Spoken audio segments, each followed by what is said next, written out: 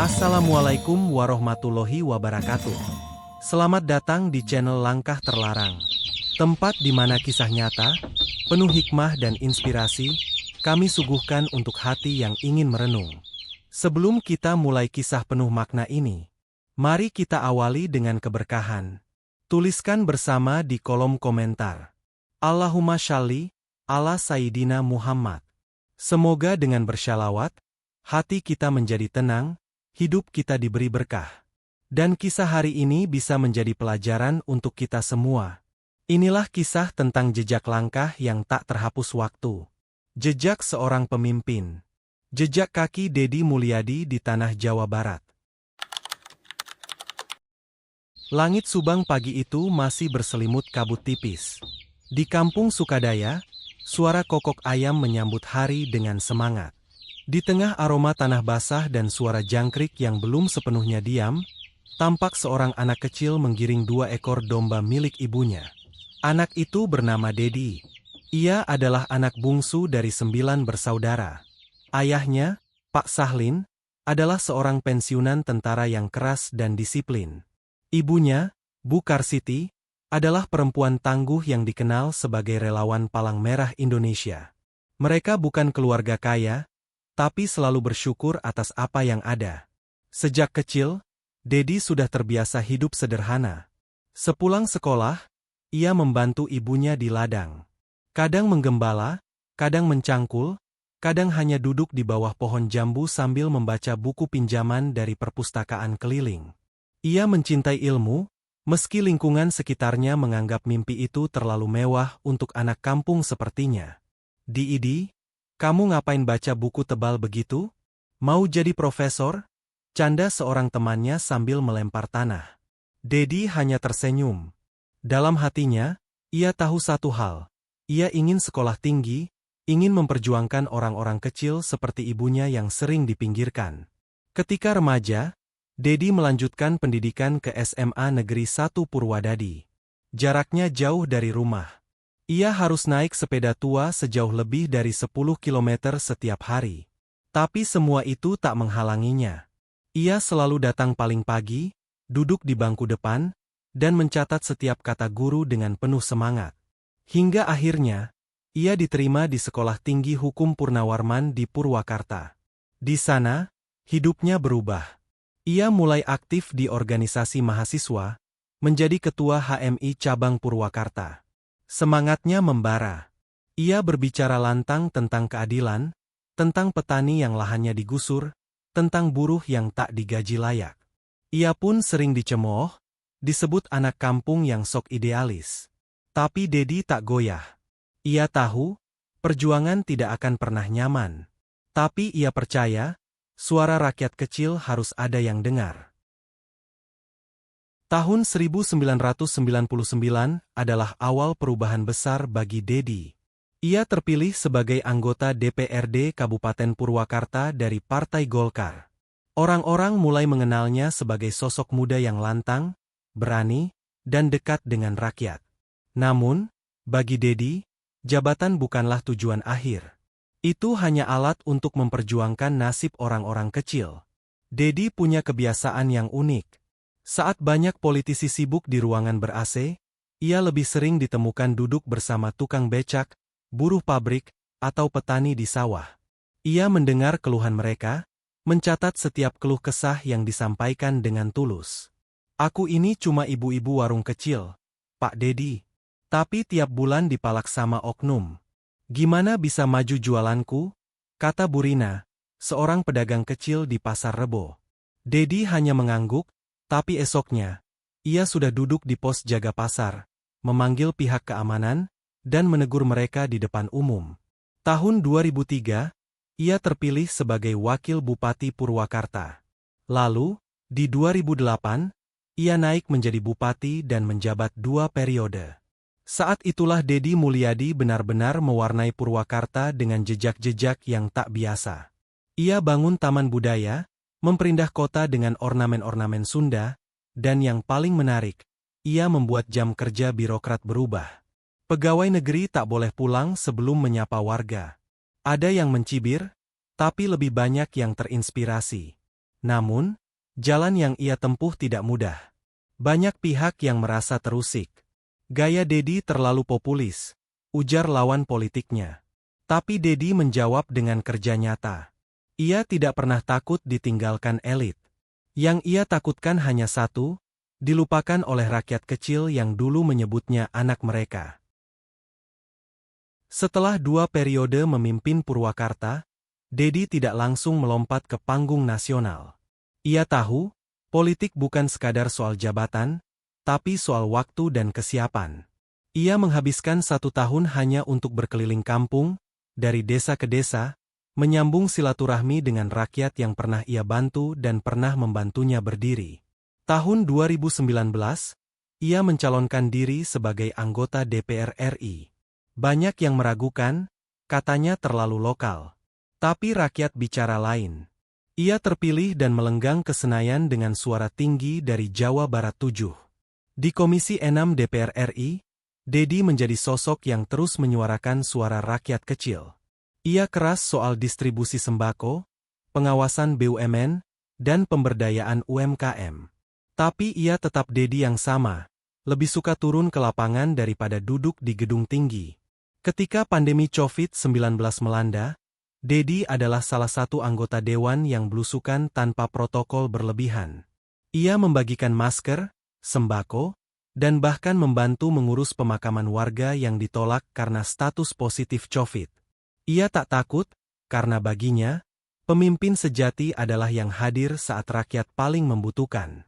Pak Dedi itu datang ke kampung kami saat orang-orang lain takut, kata Mang Eman, warga Cibatu. Bukan cuma kasih bantuan, dia ikut ngangkat jenazah saudara kami. Namanya makin populer. Tapi lagi-lagi, Dedi tak berubah. Ia masih naik motor ke pasar, masih sarapan lontong di warung, dan masih mencatat setiap keluhan rakyat di buku catatannya yang sudah lusuh. Menjelang Pilkada Jawa Barat 2024, banyak yang bertanya, apakah Dedi akan maju jadi gubernur? Ia diam cukup lama, bukan karena ragu, tapi karena ia ingin memastikan bahwa niatnya tetap murni. Saya nggak mau naik karena ambisi. Saya cuma mau naik kalau memang rakyat yang minta, ujarnya dalam satu wawancara. Dukungan pun mengalir. Bukan hanya dari partai, tapi juga dari emak-emak pasar, kuli bangunan, mahasiswa, petani, hingga tokoh agama. Ia menggandeng Erwan Setiawan sebagai calon wakilnya, kombinasi yang dianggap kuat, satu populis, satu teknokrat. Kampanye mereka berbeda dari yang lain. Tidak ada baliho besar atau janji bombastis. Yang ada hanya Dedi berjalan kaki dari desa ke desa, berbicara langsung dengan rakyat, menyerap aspirasi, dan menandai tempat-tempat yang harus diperbaiki. Pak Dedi itu datang ke kampung kami, bukan buat pidato, tapi buat nginep semalam di rumah warga. Kami ngobrol sampai subuh, kata Asep, warga Garut. Hasilnya mengejutkan. Pasangan Dedi Erwan menang telak dengan 62,22% suara, rekor tertinggi sepanjang sejarah Pilkada Jawa Barat. Rakyat merasa suara mereka benar-benar dihargai. Dedi pun resmi dilantik sebagai Gubernur Jawa Barat pada 20 Februari 2025. Saat upacara pelantikan di Gedung Sate, Dedi tidak mengenakan sepatu mewah. Ia datang dengan sandal kulit sederhana, simbol bahwa kakinya tetap akan berjalan menyusuri tanah rakyat. Dan di pidato perdananya, ia hanya berkata singkat, "Saya bukan gubernur yang ingin dilayani, tapi yang siap melayani." Hari-hari awal Dedi menjabat sebagai Gubernur Jawa Barat tidak diwarnai seremoni mewah. Ia justru langsung turun ke lapangan, menyamar sebagai warga biasa, menyusuri pasar tradisional di Cianjur, menyeberang sungai di Tasikmalaya, hingga menyambangi posyandu di pelosok Sukabumi. Ia ingin membuktikan bahwa menjadi gubernur bukan berarti harus duduk di kantor mewah.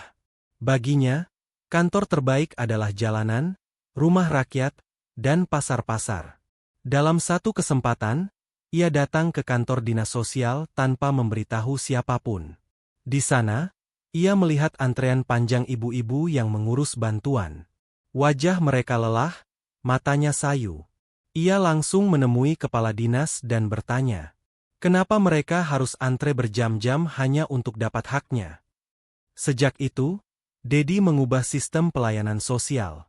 Ia luncurkan program Jabar Cepat Tangkap, yang mengintegrasikan laporan warga melalui aplikasi dan call center yang aktif 24 jam. Ia juga membentuk tim respon cepat yang bisa langsung turun jika ada warga yang butuh bantuan mendesak. Tapi bukan hanya soal birokrasi. Dedi juga membenahi soal budaya. Ia percaya bahwa kearifan lokal adalah fondasi Jawa Barat. Ia munculkan kembali kesenian tradisional yang nyaris punah. Ia undang seniman-seniman tua yang selama ini hanya tampil di hajatan kampung, untuk tampil di halaman gedung sate. Kalau kita malu jadi orang Sunda, siapa lagi yang akan bangga? Katanya dalam satu dialog budaya di Sumedang. Namun, tidak semua pihak senang. Ada yang merasa gerak-gerik Dedi terlalu populis, terlalu dekat dengan rakyat. Ada pula yang menyebar fitnah tentang dirinya. Katanya pencitraan, katanya hanya akting. Tapi Dedi tak peduli.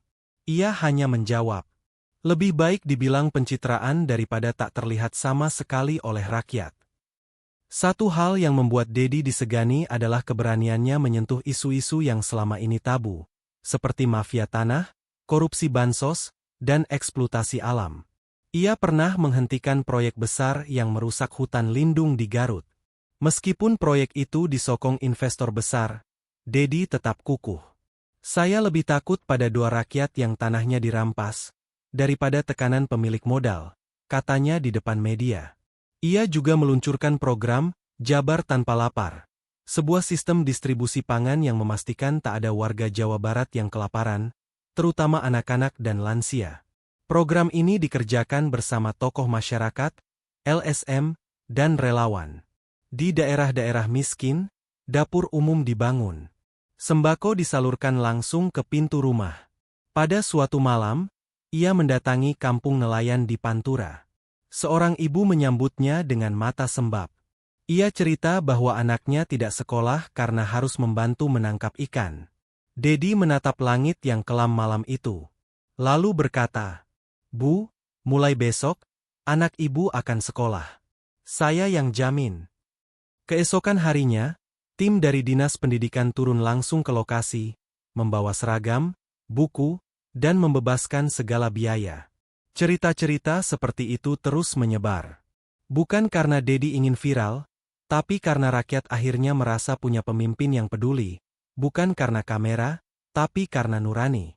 Namun, semakin besar jejak langkahnya, semakin berat beban di pundaknya. Banyak yang ingin menjatuhkannya, baik dari luar maupun dalam. Tapi Dedi tetap tegak berdiri. Karena ia tahu, perjuangan belum selesai. Ia tidak ingin dikenang sebagai gubernur yang hebat.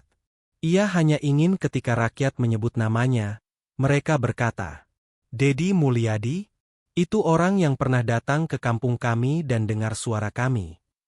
Tahun 2026 menjadi tahun yang paling menantang dalam kepemimpinan Dedi. Banjir besar melanda Karawang dan Subang, merendam ribuan rumah dan memutus akses logistik.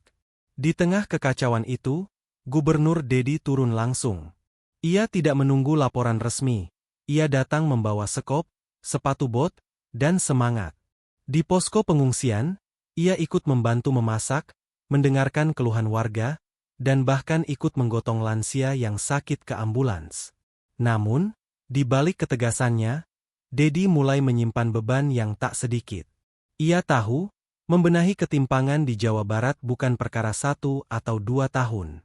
Ia harus bertarung dengan sistem yang sudah terlalu lama nyaman dalam ketidakadilan. Lobi-lobi politik di belakang layar mulai menggerus keyakinan banyak orang. Proposal pembangunan yang bersinggungan dengan kepentingan rakyat kecil ditolak oleh DPRD. Beberapa anggota dewan mulai menyerangnya secara terbuka, menuduhnya terlalu dekat dengan rakyat hingga lupa berpolitik. Namun Dedi tidak bergeming. "Kalau politik harus membuat saya menjauh dari rakyat, maka saya pilih tidak berpolitik," ujarnya di depan mahasiswa Universitas Pajajaran. Saat satu media besar menayangkan opini berjudul, "Dedi Mulyadi dan Mitos Pemimpin Rakyat," banyak yang menunggu reaksinya. Tapi yang ia lakukan hanya satu, Mengunggah video dirinya sedang duduk di bawah pohon bersama seorang petani tua yang bercerita soal harga pupuk. Video itu tanpa narasi. Tapi pesannya jelas. Dedi tak pernah bekerja demi sanjungan. Ia bekerja demi yang tak punya suara. 2 tahun menjelang akhir masa jabatannya sebagai Gubernur Jawa Barat, suara rakyat mulai bertanya, apakah Dedi akan maju ke panggung nasional? Survei demi survei menempatkan namanya sebagai salah satu calon potensial untuk kursi RI 1. Tapi Dedi selalu merespons dengan tawa kecil dan kata-kata sederhana. Jangan buru-buru. Saya belum selesai di sini. Namun diam-diam, ia mulai menyiapkan regenerasi. Ia mengajak anak-anak muda Jawa Barat berdialog, membentuk forum pemuda, dan menyaring pemimpin masa depan dari desa-desa. Ia tahu, kepemimpinan bukan warisan, tapi semangat yang bisa ditularkan. Dan Dedi percaya, pemimpin tidak harus dikenal, asal bekerja dengan hati. Dalam satu acara di Garut, ia berkata, "Saya bukan siapa-siapa. Tapi kalau kalian bisa jadi lebih hebat dari saya, maka saya bangga pernah jadi batu pijakan." Namun tak semua pihak ingin ia berhenti di Jawa Barat. Desakan dari relawan, partai, dan tokoh masyarakat terus mengalir. Mereka ingin Dedi maju lebih tinggi. Tapi Dedi menetapkan satu syarat. Kalau rakyat Jawa Barat sudah merasa cukup, dan Indonesia memang butuh, saya akan jalan. Tapi bukan karena panggilan kekuasaan, hanya karena panggilan pengabdian. Malam itu, ia duduk di beranda rumah dinas, memandang langit Bandung yang bersih setelah hujan. Ia tahu waktunya belum habis, tapi detik-detik pengabdian harus terus bermakna. Dalam catatan hariannya, ia menulis, "Suatu hari nanti, nama saya akan dilupakan. Tapi biarlah jalan-jalan ini, pohon-pohon ini, dan senyum anak-anak sekolah di desa, menjadi bukti bahwa saya pernah ada, dan pernah berjalan di tanah Jawa Barat." Menjelang akhir masa jabatannya, Dedi Mulyadi menyadari bahwa menjadi pemimpin bukan hanya tentang keputusan, tapi tentang menerima konsekuensi dari semua langkah yang diambil. Ketika ia melarang pertambangan liar di wilayah Sukabumi, ia diancam. Ketika ia mencabut izin pembangunan vila-vila mewah di tanah adat Kuningan, ia dilabeli anti-investasi. Ketika ia memberikan hak tanah kepada petani penggarap, ia dilaporkan ke lembaga hukum. Namun, ia selalu tenang. Kalau semua keputusan kita hanya demi dipuji, maka lebih baik kita tidak usah jadi pemimpin, ujarnya kepada para stafnya. Ia tahu, sebagian orang hanya melihat dari luar.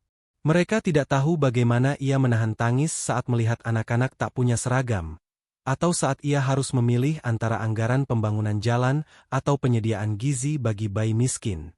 Satu malam, ia menghadiri pertemuan di desa terpencil di Majalengka. Di sana, seorang nenek memberinya sapu tangan lusuh. "Nak Gubernur, ini peninggalan suami saya. Dia dulu bilang, kalau ada pemimpin jujur datang ke desa ini, kasihkan sapu tangan ini. Biar ia tahu bahwa kami doakan dia dari dulu." Dedi terdiam lama. Lebih dari semua penghargaan yang pernah ia terima, sapu tangan itu membuat hatinya runtuh. Ia simpan di saku bajunya, sebagai pengingat bahwa rakyat kecil tak pernah buta pada ketulusan. Tahun 2029, masa jabatan Dedi Mulyadi sebagai Gubernur Jawa Barat resmi berakhir. Ribuan orang datang ke halaman gedung sate untuk melepasnya. Namun, ia menolak panggung, menolak karpet merah, menolak pidato resmi. Sebagai gantinya, ia berjalan kaki dari gedung sate menuju terminal Cicahem, menyapa satu persatu warga di jalan. Warga menangis, melambaikan tangan, memeluknya, mendoakannya. Di terminal, ia naik angkot. Duduk di pojok.